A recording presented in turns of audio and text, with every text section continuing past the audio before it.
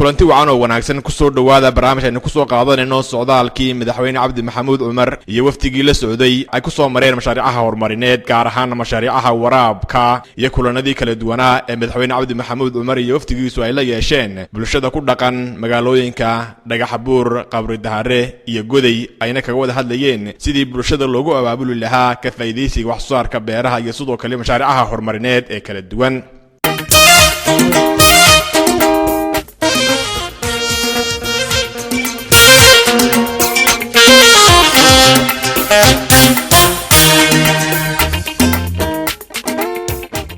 waxaana wafdigan uu hogaaminayay madaxweyne Cabdi Maxamuud Cumar oo ka baxay magaalada Jigjiga ay sii mareen jidka laamida isku xidha magaalada Jigjiga iyo Dhagaxbuur iyadoo intii jidka ay ku sii guda jireen madaxweyne Cabdi Maxamuud Cumar uu la kulmayay bulshada degan agagaarka jidka oo ay xog wareysanayeen. waxa kale wafdigu uu sii maray isla markaana indheeyeen mashaariicaha biyo-gelinta ee Galiil, Sandoore, Cobale, Sacuudi, Boodaley, Dhagaxboxor iyo Higleley oo dhererkoodu dhan yahay 57.5 kilomitir wajiga koobaad. waxaana mashruucan biyo-gelintu ka kooban yahay 16 goobood goobaha dadku ka cabo ee loo yaqaan water point-yada, 9 darka xooluhu ka cabaan iyo 6 reservoir ama haamaha biyaha kaydiya oo midka laga wado tuulada Cobale uu qaadayo 500 oo mitir cube oo biyo ah. isla markaana madaxweynaha iyo mas'uuliyiinta kale la socotay ay indheeyeen injineerada gacanta ku hayaana ay warbixin ka siiyeen mashruucan biyo-gelinta ee la rabo in bulshada laga saaro oo manaha. waxaa inta kadib waftigu u dhaafay dhinaca magaalada Dhagaxbuur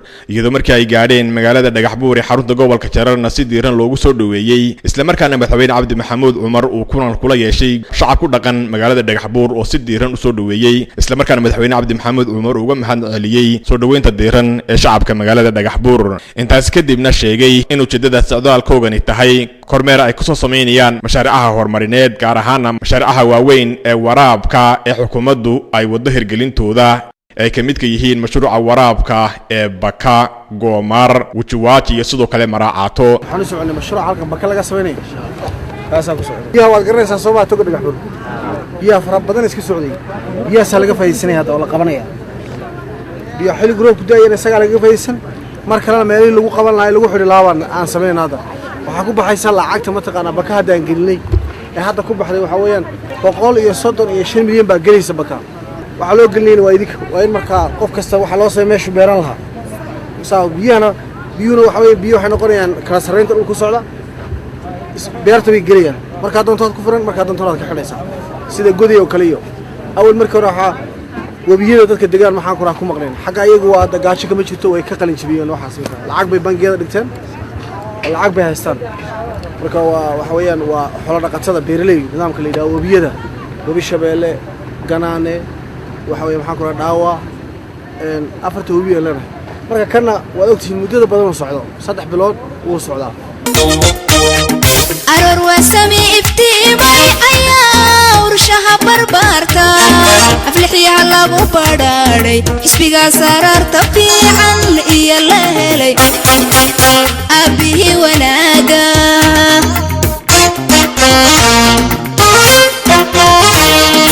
درقرت كنا إيو أديق وهو حسبيقا دنتينا إلى ليو شرقيو خير كالا أركي إلهي هنو حفظو.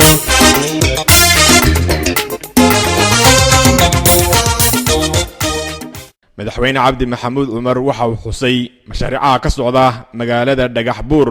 oo ay ka mid yihiin xarunta laydhka 24 saac oo shaqadeedu si habsami leh u socoto. sidoo kale madaxweyne Cabdi Maxamuud Cumar wuxuu soo qaatay dhismaha kulliyadda tababarada farsamada iyo xirfadaha ee Dhagaxbuur oo tilmaamay in xirfadahan la rabo in la dhaxalsiiyo dhalinyarada iyo ardayda xirfadaha ay ku shaqaystaan, sheegayna in barashada xirfaduhu ay yihiin tubta dhiig joojinta faqriga ama saboolnimada. waxa weeyaan technicalku waa dhiig joojinta faqriga weeyaan technical hada maqashto technical hada waa tagdeg dhiig joojinta faqriga weeyaan maxay noqonaysaa qofkii markaa farsamay baraysa kan nijaarka farsamada ku shaqaysto kii leerka garanaya shaqada ku shaqaysto kii kale wastaadka woodworkigi waxa lagu baran doonaa oo waxay mataqaanaa qof ka soo bixi doona inaad ogaataan baa loo baahan yahay. inta kadib madaxweyne cabdi maxamuud cumar iyo mas'uuliyiintii kale ee ku heelinaysay ayaa waxa ay booqdeen hosbitaalka Dhagaxbuur oo ay dhex goosheen indheendheeyeenna gudaha hosbitaalkan oo ka warbixiyay maareeyaha hosbitaalka Dhagaxbuur adeeg bixinta iyo xaaladda hosbitaalkan iyadoo inta kadibna madaxweyne cabdi maxamuud cumar uu la hadlay dhakhaatiirta xirfadlayaasha iyo shaqaalaha ka howlgala hosbitaalka Dhagaxbuur oo uu ku booriyay inay ilaaliyaan adeeg bixinta bulshada ay siiyaan iyo kor u qaadida suncadda adeeg bixineed ee mar walba bulshada ay siiyaan maankana ku hayaan in adeeg ay bixinayaan uu noqdo mid ay ku dheehan tahay muwaadinimo iyo anshax wanaag kuna booriyay dhakhaatiirta xirfadlayaasha iyo shaqaalahaba inay muujiyaan ka go'naansho dheeriya oo bulshada ay u adeegaan usoo doonanaysa adeeg caafimaad si firfircooniya wafdiga oo habeenkii ku dhaxay magaalada Dhagaxbuur ayaa subaxnimadii la kulmay shacab ku dhaqan magaalada Dhagaxbuur oo kulan uu kula qaatay madasha kulanada ee magaalada Dhagaxbuur iyadoo halkaasina madaxweyne cabdi maxamuud cumar uu kaga hadlay ujeedada socdaalkan uu ku kormeerayo mashaariicaha horumarineed bulshadana ku booriyay inay ka faa'iideystaan wax soo saarka beeraha oo ah tubta kaliya ee lagu jabinayo saboolnimada xukuumaduna ay la barbar taagan tahay waxyaabaha muhiimka u ah falashada beeraha. soo indheeno horumarka gaar ahaan mashaariicda meesha marayaan hadda ka hor howlkan qorshayaal kala qaadanay baa jiray waxa weeyaan shacabka maxaa la jira xukuumaddana maxaa la jira xukuumadda waxa weeyaan waxaa la jira inay nidaamkii laga bixi lahaa ay tusaale u noqdo ay keento weeyaan wax xukuumadda la jira iyo nidaamkii laga bixi lahaa guud ahaanba maxaan ku rakaa kaabayaasha dhaqaalaha oo kale inay iyadoo abuurtay laakiin indii laga baxo saboolnimada shacabka waxaa looga baahan yahay fikirka mashaqaystanimada in laga baxo fikirka mashaqaystanimada oo dhibaatada ugu weyna meesha taala dadka Soomaalida ama dhaqanka Soomaalida waxa weeyaan dhibaato xun buu leeyahay isagoo aan waxba haysanin oo rafaadsan oo faqiira oo waxa weeyaan sadaqada ku baxdo ayuu waxa weeyaan haddana maskaxda taajirka yahay uu iska dhigaya inuu wax haysto uu la yaabay shaqooyinka qaarkood inuu shaqaysto wuxuu ka jecel yahay inuu shaxaatamo inuu yidhaha no deep bas laakiin qofku sidaa ma aha sida mataqaanaa bilaadiga adduunka lagu yaqaano adduunka bilaadiga waxaa lagu yaqaanaa inuu qofku ama dumar ha ahaado ama rag ha ahaado ama sheekh ha ahaado masaajidka tukiya hadduu yahay uu imaam yahay waa inuu shaqaysto hadduuna shaqaysanaynin dee cidaan shaqaysanaynin oo waxba ku tirsanayn muxuu ka shaqaysan baa taala wuxuu ka shaqaysanayn shaqooyinku way fara badan yihiin isku ognahay bulshoy waxaan isku ognahay inaan idilkeen isadeecnoon isku duubnaano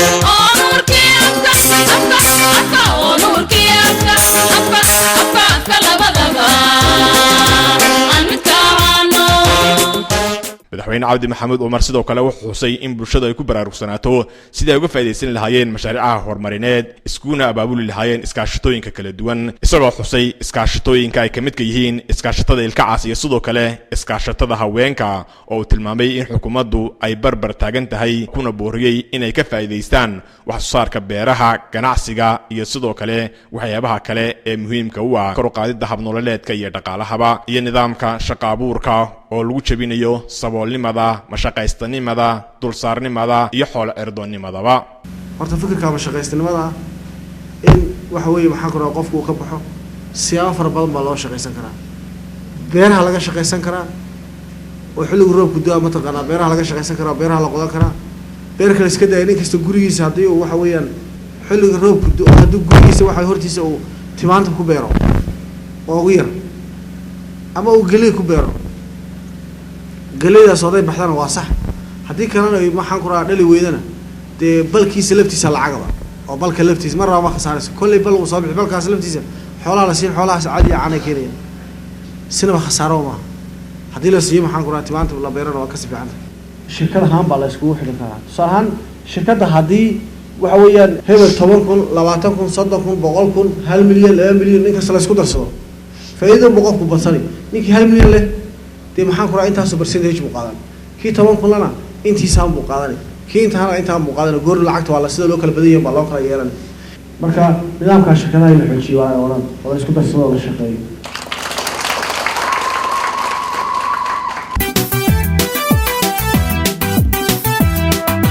socdaalka iyo geediga saadaashu waxay tahaayeen saliidda iyo gaaskiyo badroolkoo sifayn oo la soo saara weeyaan qaar ka mid ah waxgaradkii iyo haweenkii ka soo qayb galay kulankan ka qabsoomay madasha kulanada ee magaalada Dhagaxbuur ee uu hogaaminayay madaxweyne Cabdi Maxamuud Cumar oo iyaguna la wareegay mikrofoonka ayaa tilmaamay inay ka faa'iideysanayaan wax soo saarka beeraha iyo sidoo kale mashaariicaha horumarineed ee xukuumadooda u hirgelisay maxadnaq ballaaran oo soo jeedisay dadaalka ballaaran ee xukuumadda ay ku doonayso sidii loo tirtiri lahaa saboolnimada waxa weeyaan ummadda dhibaatadeedii baad aragteen inay baahi tahay baahidaas sidii looga bixi lahaa waa in idinkuna waad garateen aad wadaan annaguna aanu ballan qaadno inaanu bulshadii hirgelino maantana waxaanu ballan qaadaynaa meel kasta inaanu ummadda wax uga sheegno fariintaa inaanu gudbinno siday tahay inaanu u qaadanno ballanteennii hore waxay ahayd oo na tidhi mashaariicaasi markay hirgashay idinku ugu horeeyo oo gala saw ma ahayn saasaad martay haa odayaashanada tiina waanu yeelaynaa mar alla waqtigii la furo waanu samaynaynaa iskaashatadoo kale kolkaan ka hadlo iskaashatadu aad bay u fiican tahay horena way noogu ekayd inaan samayno nabadgelyadii baynu meel saaray biyihii baa meel la saaray anagu matalan waan dhaamiyey dhaan 48 saac maqnaa 48 saacadood daan maqnaa waan dhaamiyey ilaahay igu ogyahay 48 baan dhaamiyey ma jirin jigjiga iyo Dhagaxbuur iyo bulla biyo dhaxayaaba ma jirin waxa weeyaan biyihii baad qabateen nabadgelyadii baad meel saarteen wax walba waad soo hagaajiseen haddana inaynu horay u soconayno isku ognahay horay inaynu u socono annaguna bulshada inaanu intana waxa dhaynaanu bulshada wax u sheegno ayaa kolkii awrta waxa la hormariyaa markay xidhiidhsan tahay awr talaabo dheer awrka talaabada dheer intuna wada anaguna bulshada inaanu wax u sheegnaanu ballansanahay taasaan naga ballana hadalkayga waxaan ku soo gabagabaynayaa waa xukuumadda iyo shacabka xisbiga dimuqraadiga shacabka Soomaaliya Itoobiya waxaan u haynaa niyad waxaan u haynaa qalbi inaan ooyaan ka yaabaya ma waxaan mudana wax walba oo tilaahdana raali baanu ka nahay mudana kor baad noo soo qaaday waa 90% korna waanu soconnaa tobanka qabale ee magaalada Dhagaxbuur haweenkooda saasiyaad isugu xidhan yihiin inaan la dagaalano dagaalanka saboolnimada ka shaqeyno iyo jahliga shanta sano ee soo socota annaguna waxaanu ballan qaadnay hadaanu nahay haweenka maamulka magaalada Dhagaxbuur hooyo baahan midna inaanu annagu karaankayaga inaan la helin xukuumadayada oo nala garab taagan hiil iyo hoo iyo maxaan ku dhahay tababar iyo maal iyo mulqay nala garab taagan tahay annaguna fikirkayagii ayaanu ku keenay waxa weeye aasaaskii eega u horeeyay waanu bilownay shanta sano ee soo socota hantidayadu halkay gaari warshada inaanu yeelanaan rabnaa maxaan ku dhahay mashaariic inaanu yeelanaan rabnaa cagafyo in la siiyaan rabnaa inta markaan anagu la inimaadno ficilkii markaan la nimaadno de waa la garab taagan yahay maamulkayagii suubanaaba nala garab taagan xukuumadeedii baa nala garab taagan annagii baa aqligii iyo maxaan ku dhahay maskaxdii iyo maalkayagii iskula garab taagan marka anna waxaanu ballan qaadaynaa mar labaad iyo mar saddexaad iyo mar afraad inaanu fikirka saboolnimada iyo mashaqaystanimada inaanu dabargeyno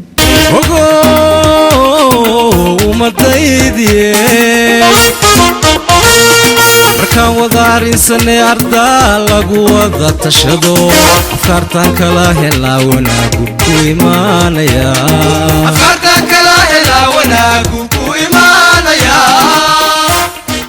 intaas kadib waftiga uu hogaaminayay madaxweyne Cabdi Maxamuud Cumar ayaa uu ku ixtimay soo indheynta iyo soo kormeeridda mashaariicaha waraabka ee waaweyn ee xukuumadda deegaanku ay gacanta ku hayso hirgelintooda iyadoo waftigana uu ka bilaabay kormeerkani mashruuca waraabka ee Baka iyadoo mashruucana uu si habsami loo socdo isla markaana hawlweednada mashruucani ay ku hawlan yihiin sidii muddada loogu talagalay muddo ka yar ay u soo gabagabin lahaayeen iyadoo mashruucana uu qaybsamo qaybo kala duwan qaybta maamulka biyaha ee loo yaqaano headworkiguna ay ku dhowdahay gabagabo iyo qaybta qaybinta biyaha ee kanaalka koobaad ama kanaalka ugu weyn iyo kanaalada kale ee lagu qaybinayo biyaha mashruucana uu dhan yahay 3,000 oo hektar looguna talagalay in looga faa'iideeyo in ka badan 3,000 oo qoys laguna jabinayo xayndaabka saboolnimada iyadoo madaxweyne cabdi maxamuud cumar iyo mas'uuliyiintii kale ee la socotay ee kormeerka ku sameeyay mashruucana ay dhindheeyeen habsami socodka mashruucan oo injineerada gacanta ku haya mashruucani asharaxaad dheeri ka siiyeen habsami socodka mashruucan iyagoo tilmaamay in mashruucan ay xilli kooban ku soo gabagabeynayaan projectkan wuxuu qaybsaday 3 qaybood qaybtan imkaan joogno waa qaybta biyaha qabanaysa waa meesha ka bilowda maxay projectigu bandiga oo inoogu xiga iyo kanaalka sida saalaxaas uu qaybsanyay salaatan oo horeysa imika wuxuu ku looyay dhamaystir waxuna socday muddo 2 bilood bandiga isagana waa heer fiican buu marayaa si fiican buu u socdaa 10 baawur baa ku jira dam xuseen baa la dhahaa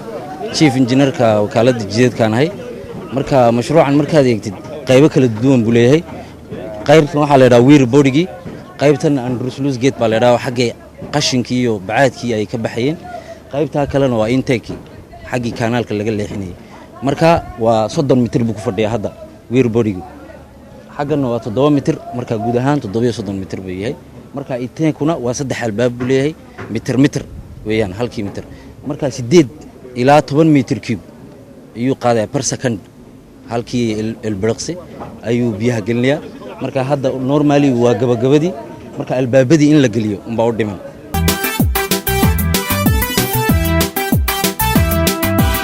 salka maaxdeedihiin inta riig la saare sida wabi bataaciyo afardhaan iyo siman iyo barkado sibir la mariyo roobka inagu sima xisbiga sameeyo surmi iyo harada hadhe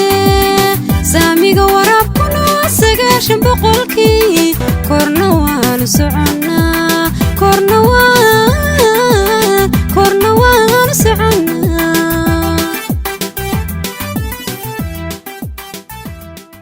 madaxweyne cabdi maxamuud cumar ayaa ku booriyay injineerada in xilliga ugu dhaqsaha badan ay ku soo gabagabeeyaan mashruucan ka hor intuuna roobku bilaabmin halkan aan taaganahay waxa weeyaan waa baka mashruuci mataqaana irrigation baka runtii waxa weeyaan shaqadan gabagabay ku dhowdahay marka waxaan soo jeedinayaa gabagabadan in la israaciyo waxay taageerta meesha ugu dambeysay hadii la israacin waayo dhibaato noqonaysa dib u soo noqonaysa kolkaas kadib markuu halkan u dhamaado meesha ka bilaamaysa in boondiyada iyo laga shaqeeyo maxaan ku rahaa boondiyada iyo laga shaqeeyo waxa weeyaan kanaalada ama waxa main kanaalka ama haato ama secondary kanaalka haato ama field mataqaana irrigation kanaalada ha ahaadaan intaas way dhib yaraanaysaa mar haddii isticmaalkii iyo biyihii faafaneed ama biyihii jarreed haddaan maamulayno oo la maamulayo kolba dhinacii la rabo loo leexin karo intii la rabana laga qaban karo intii la rabana la sii dayn karo kolkaas waxa weeye maxaan ku raayay waa qacanteena ku jirta wax kasta ka dhigan tahay si arrintaas loo gaadho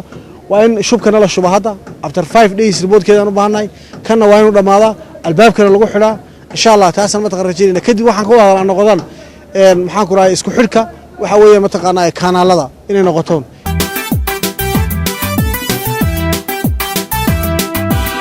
salka maaxdeedihiin inta riig la saare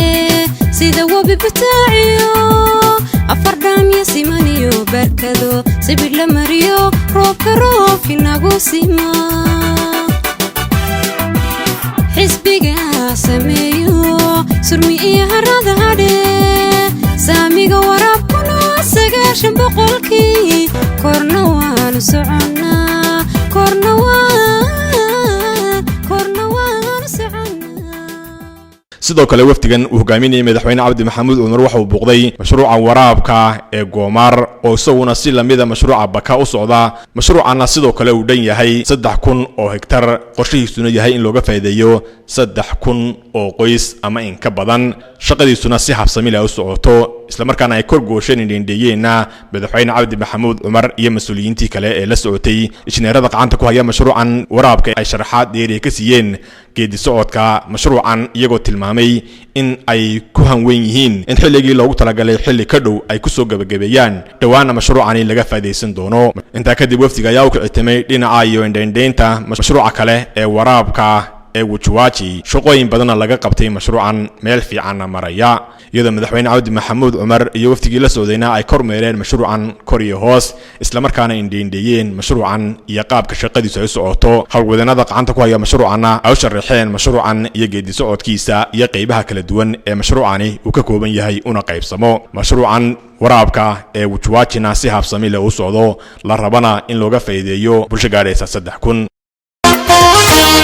sida awgeed bulshooy intaad ficil muujisaan uliyadkeed noqdo iskaashada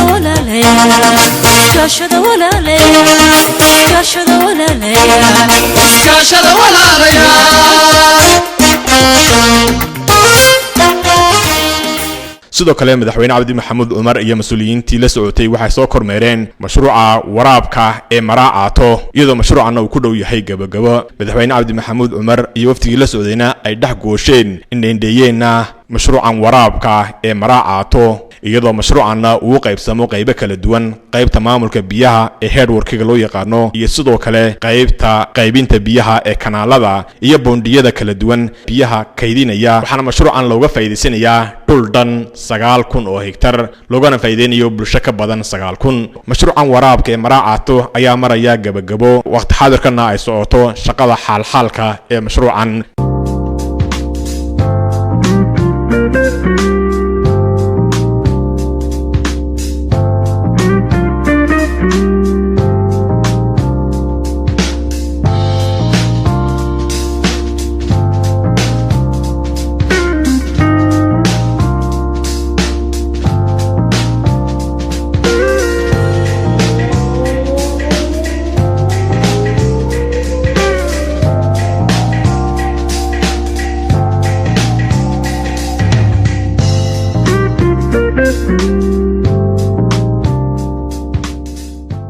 madaxweyne Cabdi Maxamuud Cumar iyo mas'uuliyiintii la socotay ayaa inta kadib kulan la qaatay bulshada ku dhaqan magaalada Qabri Dahare iyadoo madaxweyne Cabdi Maxamuud Cumar ugu horeyn u mahadnaqay soo dhaweynta diiran ay kula hor yimaadeen bulshada ku dhaqan magaalada Qabri Dahar intaas kadibna ka warbixiyay ujeedada socdaalkoogan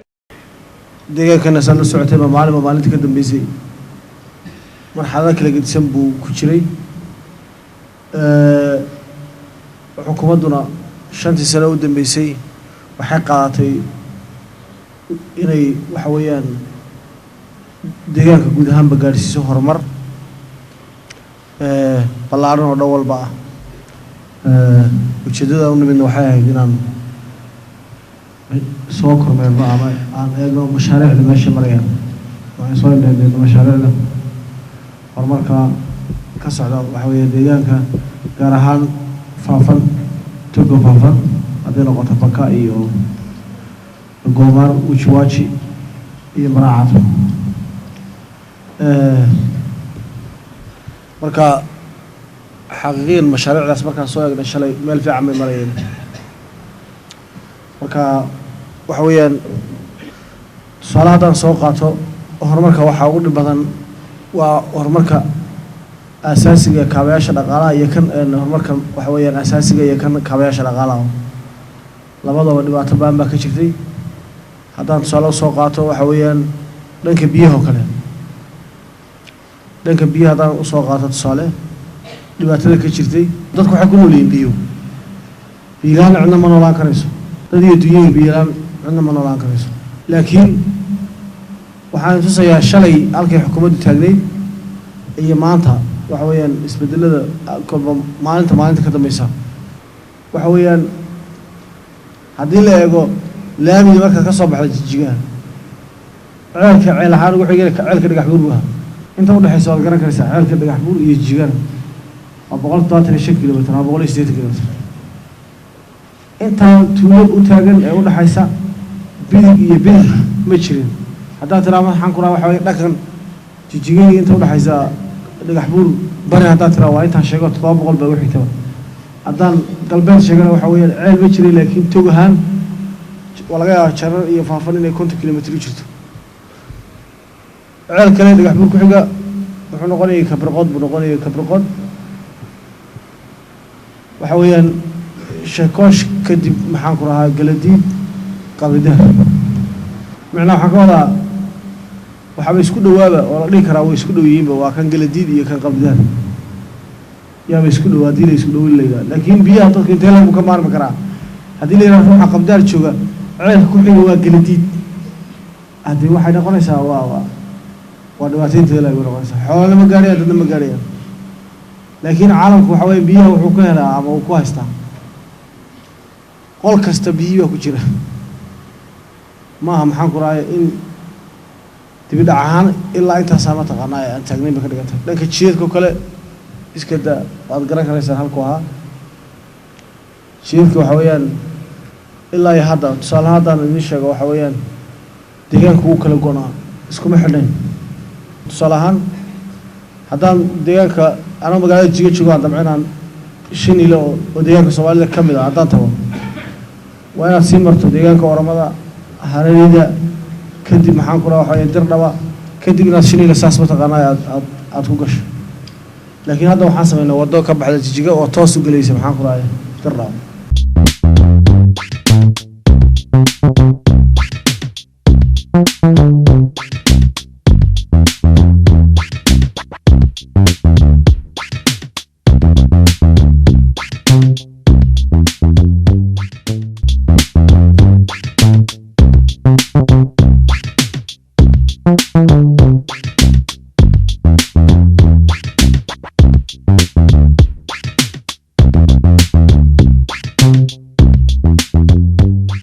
madaxweyne cabdi maxamuud cumar ayaa xusay mashaariicaha kala duwan ee xukuumadda ay ka hirgelisay magaalada qabri daare isagoo bulshadana ku booriyey in mashaariicahaasi ay si habboon uga faa'iidaystaan isagoo madaxweyne cabdi maxamuud cumar tusaale ahaan usoo qaatay kulliyadda farsamada tababarada iyo xirfadaha oo la rabo in looga faa'iideeyo bulshada tilmaamayna madaxweyne cabdi maxamuud cumar inay yihiin dhiigjoojinta saboolnimada ama dhiigjoojinta faqriga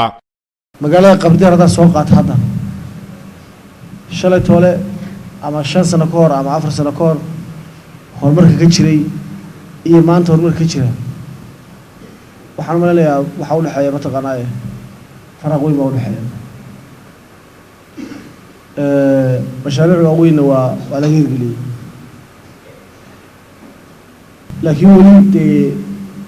lama dhihi karo magaalada isbeddel halkii inay istaagtay ahayd bay taagan tahay lama dhihi karo okay dhanka dawladda haddaan intaa ka soo qaato oo horumarkii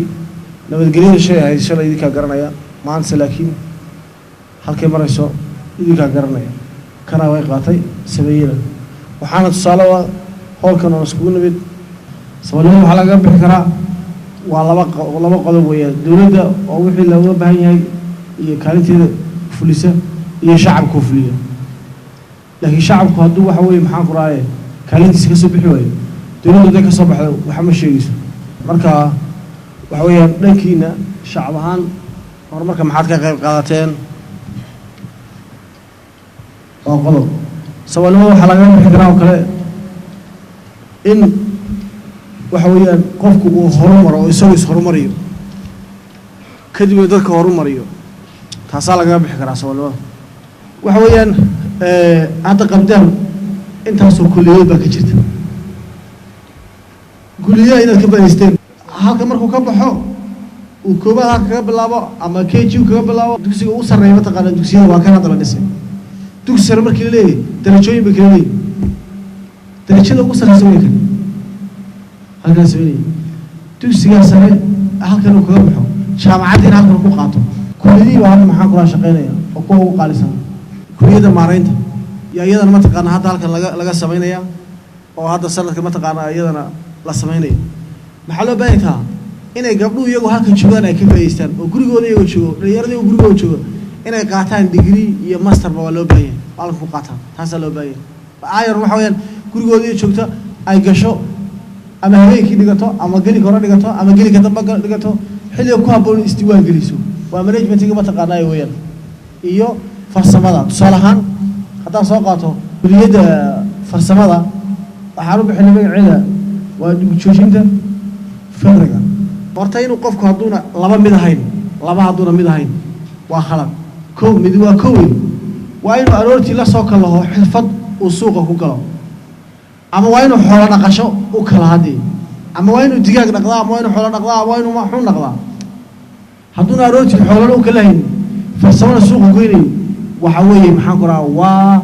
saboolnimadii oo fadhida oo dhibaato ku ah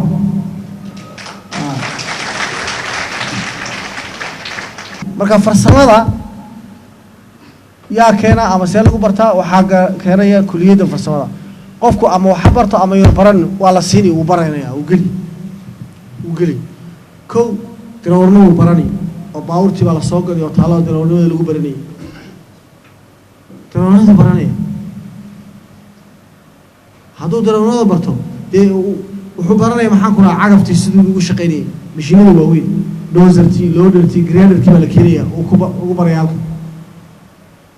hadduu halka shaqo kaga labaa saxadii kale meeshuu tago uu kaga shaqaysanaya inuu gradertii barto inuu barto maxaan ku rahaa waxa weeyaan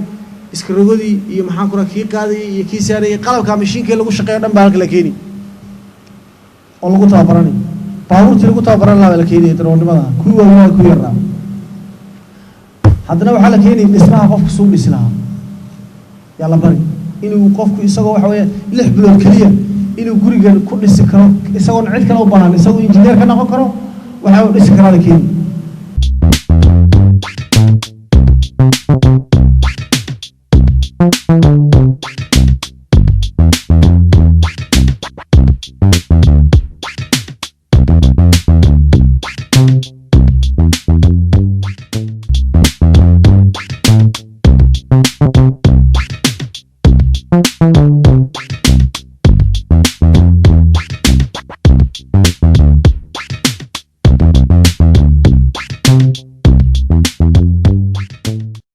madaxweyne cabdi maxamuud cumar ayaa tilmaamay in bulshada looga baahan yahay inay ka baxaan nidaamka mashaqaystanimada shaxaadka iyo xoolo irdoonimada maankana geliyaan sidii ay u samaysan lahaayeen iskaashato iyo shirkadooyin shaqo abuura kalena soo baxaan nolol maalmeedkooga door muhiimna ka qaataan kor u qaadidda horumarka iyo dhaqaalaha dalka iyo deegaankaba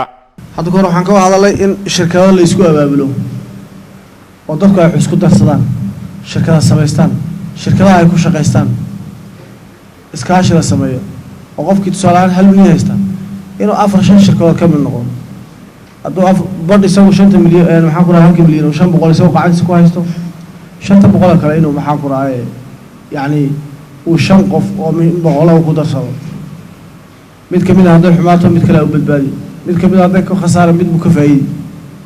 marka shirkadaha noocaan in la isku darsado dadku ay wax isku darsadaan kuna shaqaystaan taas waa muhiim waa qodobada ugu muhiimsan hadda deegaanka soomaalida gaar ahaan gobolka qoraxe oo kale dee ma aha maxaan ku rahaye meel la dhihi karo in lagu gaajoodo weeyaan ma aha sababtoo ah dhulka aan soo maraynay ilaa laga bilaabo baka ilaa iyo waxa way maraacato waa dhulbeeley ilaa iyo dhoweyn qofku inuu shaqaysto oo waxa weeye maxaan ku rahaa isaga loo shaqeeyo ninka digriga ama ninka waxa weeyaan in isagu uu shaqaalo sameeyo yaa muhiima ninkii wax garanaya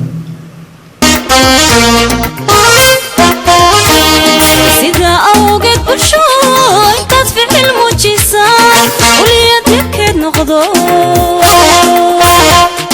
iskaashada walaalayaal iskaashada walaalayaal iskaashada walaalayaal iskaashada walaalayaal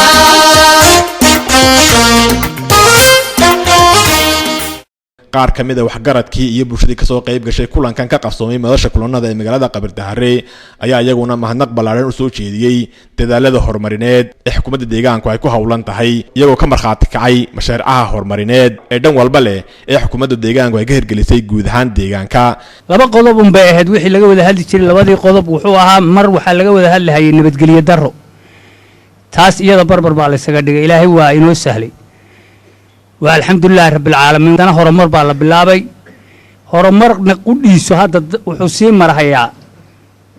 صدق ميل الله وان هلا أفكستو عقل لنا هرمر قاب كل الصعود إنه برتيز كل الجدون وقبا نين المال قليل ينين برقاتي ينين عدلنا حين لو سميو هذه أدمان فكر كات صادو فكر يسوع وقوم هادنا قينا ونقوم هادنا قينا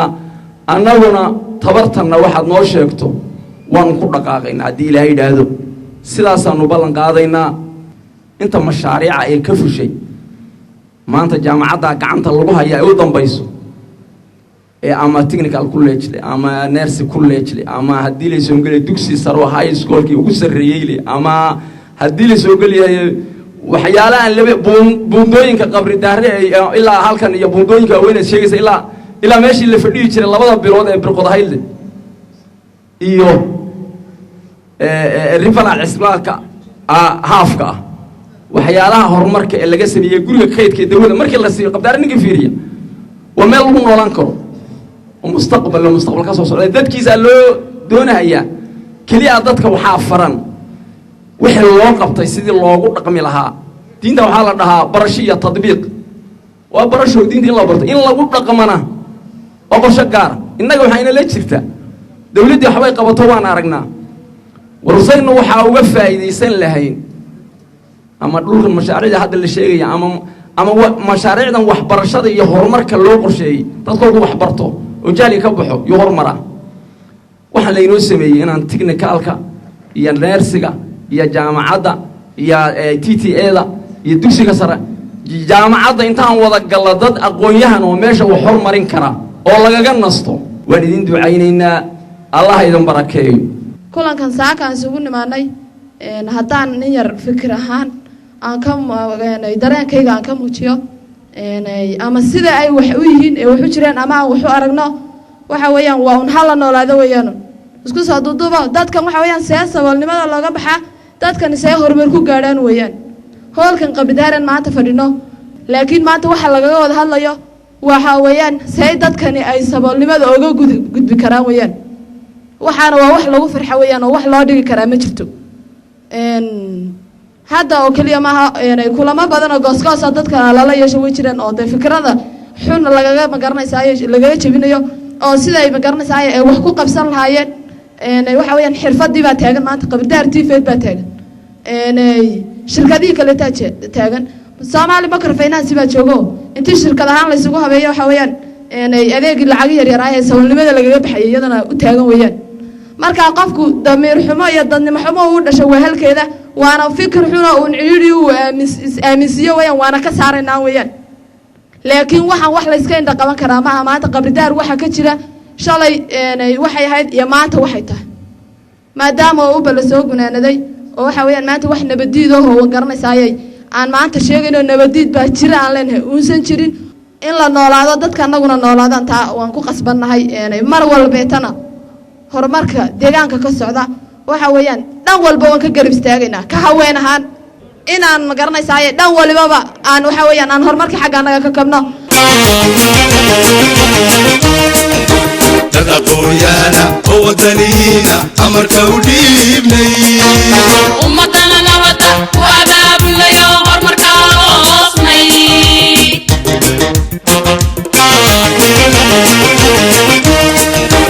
udubkii qaranka waladkayno dhidibka u aasnay albaabkii jaaligiyo irintii saboolkana iska wada awudnay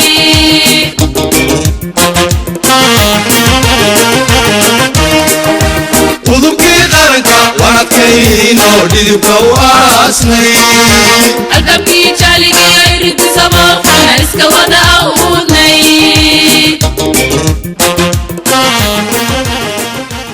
madaxweyne cabdi maxamuud cumar iyo mas'uuliyiintii la socotay ayaa intaas kadib u dhaafay jidka laamida isku xidha qabri dahare iyo magaalada goday iyadoo intii ay kusii guda jireen jidka laamida ee u dhexeeya magaalada qabri dahar iyo godayna lagu soo dhaweeyay magaalada dhanaan iyadoo bulshada ku dhaqan magaalada dhanaanna ay si diiran u soo dhaweysay madaxweynaha iyo mas'uuliyiintii la socotay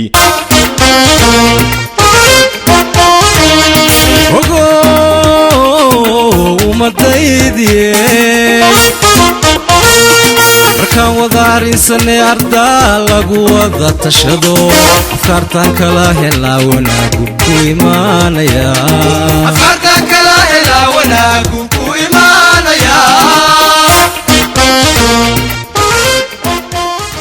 madaxweyne cabdi maxamuud cumarna uga mahadnaqay bulshada dhanaan sida diiran ay u soo dhaweeyeen intaas kadib madaxweyne cabdi maxamuud cumar iyo waftigii la socday ayaa gaadhay magaalada goday iyadoo ay galeen amin fiida aroornimadiina madaxweyne cabdi maxamuud cumar iyo mas-uuliyiintii la socotay ay dhex goosheen magaalada goday islamarkaana bulshadu ay si diiran u soo dhoweysay madaxweynaha iyo mas-uuliyiintii la socotay iyadoo madaxweyne cabdi maxamuud cumar iyo mas-uuliyiintii la socotayna ay shaah ka cabeen makhaayadaha shaaha ee magaalada goday inta kadib madaxweyne cabdi maxamuud cumar ayaa kulan la qaatay bulshada ku dhaqan magaalada goday iyadoo kulankaasina uu ka dhacay madasha kulanada ee magaalada goday islamarkaana madaxweyne cabdi maxamuud cumar halkaasi uu ka soo jeediyey jidada socdaalkooga madaxweyne cabdi maxamuud cumar ayaa bulshada ku booriyey inay ka faa'iidaystaan wax soo saarka beeraha qorshaha doonaysa aad gaadho horumarka doonaysa aad gaadho helo waxa weeye wixii aan qorsheysanayn la qabto cidii qabatay tankii baa la yidhaha shacabkuna taa way ku mahadsan yihiin waxaana idinka mahad celinaynaa oonu tankii idin leenahay sida aad uga qayb qaadateen haddaynan ka qayb qaadan lama qabteen leyrkani isma bixiyeen hadduna shacabku waxa weeye ka qayb qaadan horumarka nabadgelyada iyo jidadka iyo biyaha iyo caafimaadka intaba waxa weeyaan idinkaa in badan iga garanaya horumarka waxa weeyaan dee marar badan baan ka hadalay halkin bay naga taagan tahay sidii baan isku wacyigelinaynaa qofku isku fulaashaha la gaadho gaajada ha laga qalin jabiyo qoys kasta ma taqaanaaye waxa weeyaan waa inuu saboolnimada ka qalin jabiyaa si dalka oo dhan ma taqaanaaye aan uga baxno waxaa ceeba nin deegaankan haysta oo gudi haysta inuu baryo tuma waa ceeb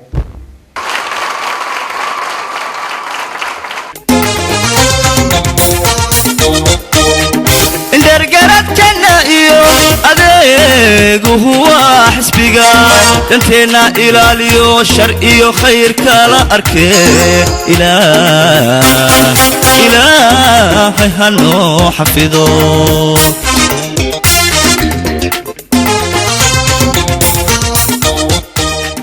baan rabaa inaan waxaan kula ka hadlo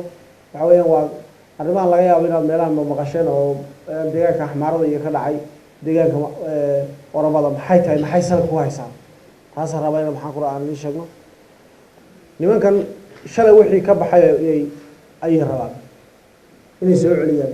waxa mudaharaadaya waxa ka dambeeya waa dharkii weeye shacab mataqaana dhibaataysan oo marka maamul suuban bay waayeen la dhahaya maaha shacab maaha shacab waxa weeye dhibaataysan oo dhibaato ka mudaaraadaya maaha waa shacab ay waxaan ku raay waxa weeyaan mudaaradaas oo dhan waxa ka dambeeya mudaarada dhan waxa ka dambeeya waa shacbiya iyo dadkii dhargiga ahaa oo gilbo sabata la yidhaaho waxay ka kacsan yihiin ama maxaan ku rahaaye ay sheeganayaan intuba waa khalad weeyaan wax dastuurka qaabilsan oo ay ka hadlayaan midna ma jirto waxa weeyaan shacbiya laga soo abaabulay waxayna xoogga saareen oo hadda wax ka sheegayaan qoomiyadda Tigray oo qoomiyadda waxa weeyaan Tigrayna waxa weeyaan waa meeshu ka bilaabmay halganka dimuqraadiyadda isla markaana waa meeshu ka bilaabmay in dhargigii waxa weeyaan la dumiyo halgankiisa halkaas ka bilaabmay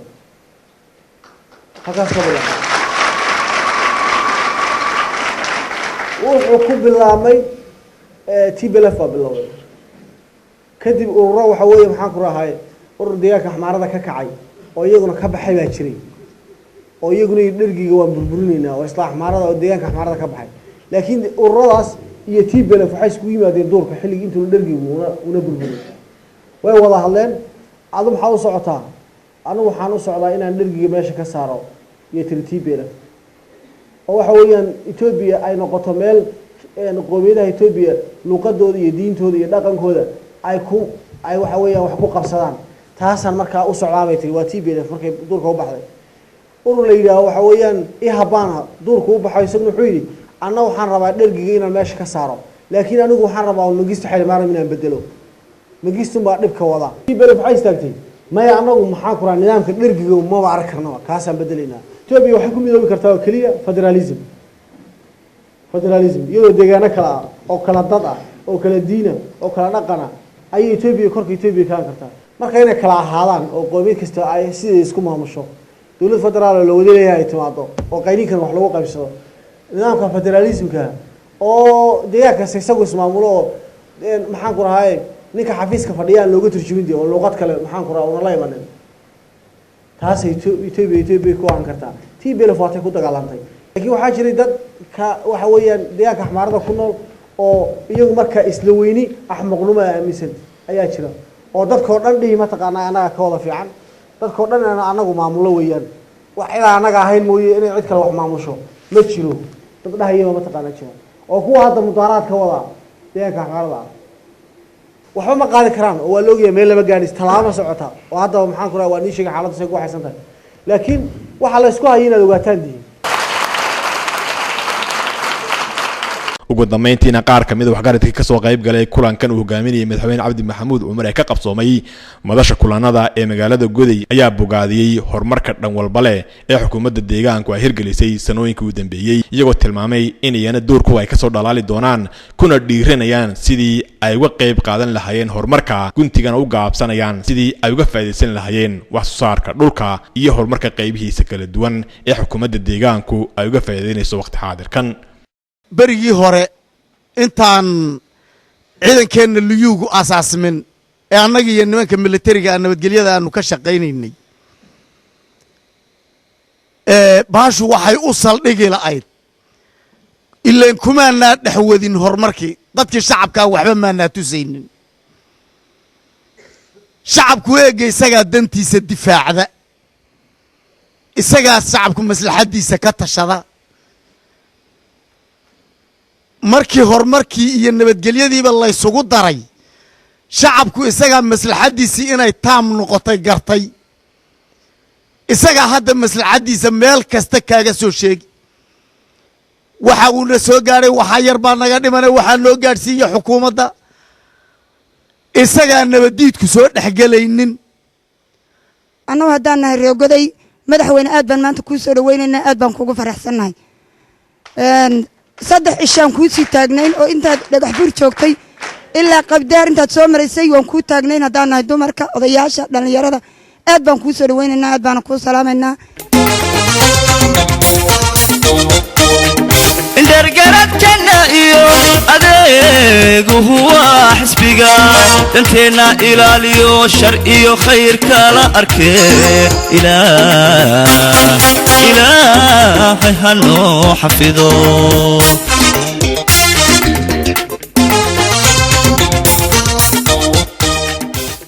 barnaamijkii intaas ayuu nagu dhan yahay waxaa barnaamijka idiin soo saaray idla socodsiinayay anigoo cabdi umar maxmed waxaa dhinaca kameerada barnaamijkan igala qayb qaatay Fatxi Cali Shariif iyo Maxamed Xasan Cali habeyntii Maxamed Cabdi Xali xanana meesha kaga maqno intaynu barnaamijkan mid lamid ah ku kulmi doono dhammaantayo anaga isku duuban waxaan kaga tegaynaa sidaas iyo cawo bari wanaagsan